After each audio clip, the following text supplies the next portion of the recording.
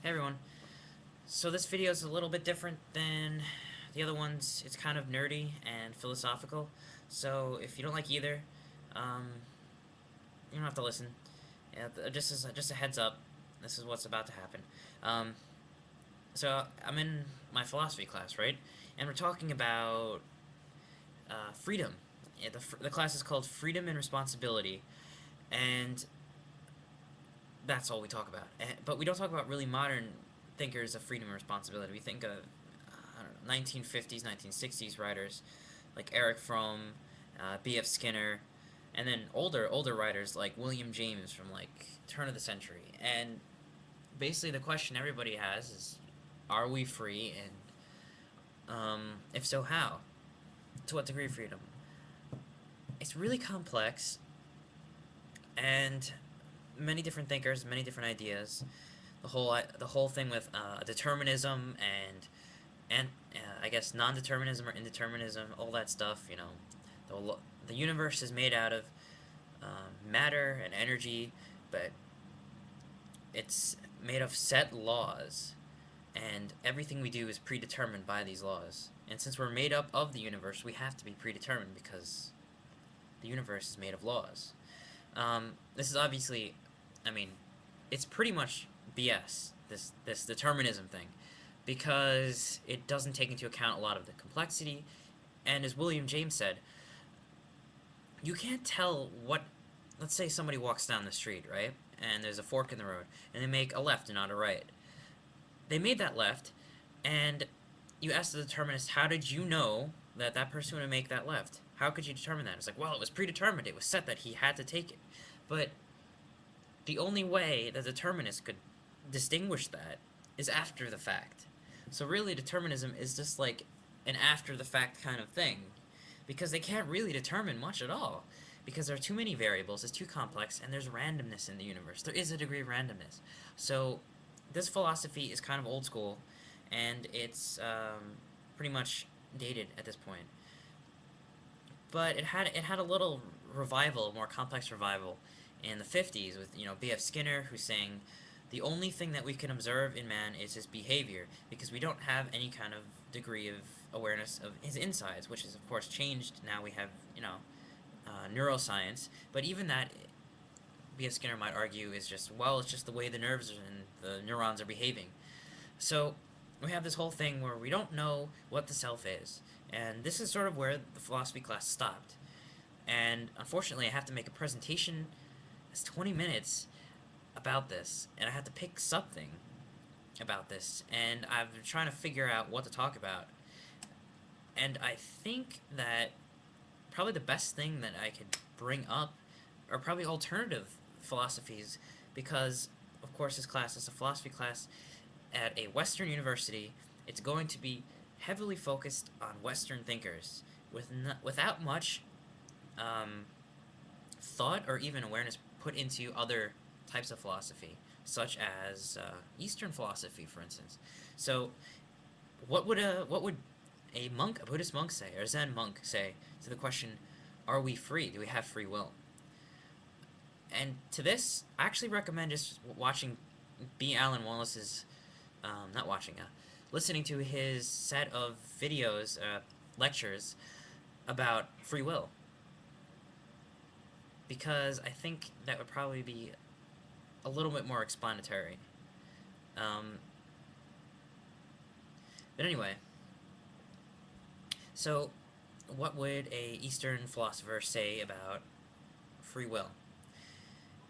Well, they might not say anything. They might say that's not an issue, because we don't even know what a self is. So how are we going to tell whether or not it's free?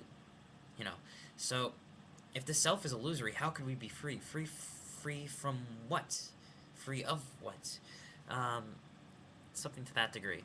Let me just look up something in this video, because he brought up a really good point, but I don't remember it at all at this second.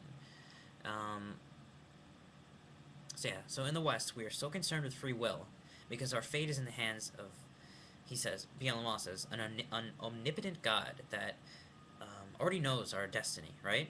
Who's already judging us. This is a lot of cultural influence in Calvinism and Protestantism.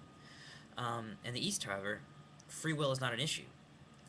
Um, or in other words, if we do not recognize our true nature, how will we be able to tell if we have free will? So therefore, in the East, free will is a non-issue.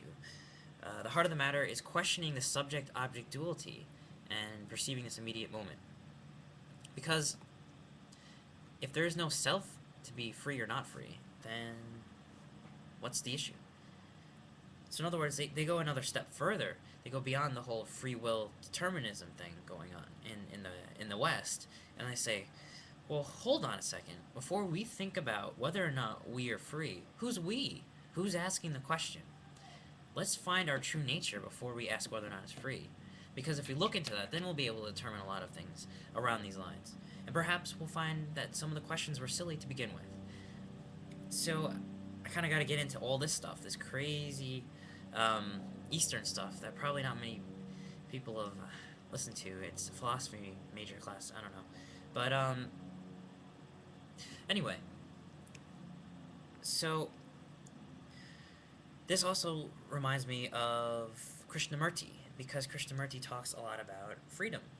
Yes, I mean, his doctrine, so to speak, and I know he didn't like that word, but his main thesis throughout his entire life was, my only purpose for speaking is to set man free. But what did he mean by freedom? I'm pretty sure freedom is not, as we see in the West, as I'm learning in my philosophy class, freedom as a choice, as, like we rationalize the world, we bring it in, we internalize it through reason, and then we choose, and from that will, and here we go with these Western terms, will, from our will, we determine to act in a particular way. We bring out action from our thoughts and our rational mind. And through our will, we bring out action. So it's sort of like, all right, there's a subject and an object duality. This is where Western philosophy starts. This is its inherent base. Subject, object duality. There's me, and there's the world. All right, then, how do I know about the world? Through thought, ideas, logic, reason. I internalize it, interpret it through the mind, through ideas. So I take those ideas, and how do I bring them back out into the world? How do I embed the world with my ideas? How do I project it? Through my will. I will them to come out. I will something to happen. So that is as far as Western philosophy. I mean, not obviously there are different thinkers, but as far as traditionally, this is how we're taught, and we're taught that there's a subject-object duality. But in the East, they'd say, whoa, before we start thinking about reason and will and intentionality, why don't we go back to that thing you said before about, what was that, subject-object duality? Does that even exist? Let's examine that. And I made a video about this before, about radical empiricism, which asks the same sort of question.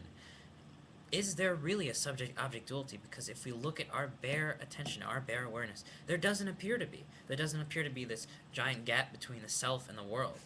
And if that's true, then everything is instantaneously, well, that's it. Everything is instantaneously. And only secondarily do we start to break things apart with the mind.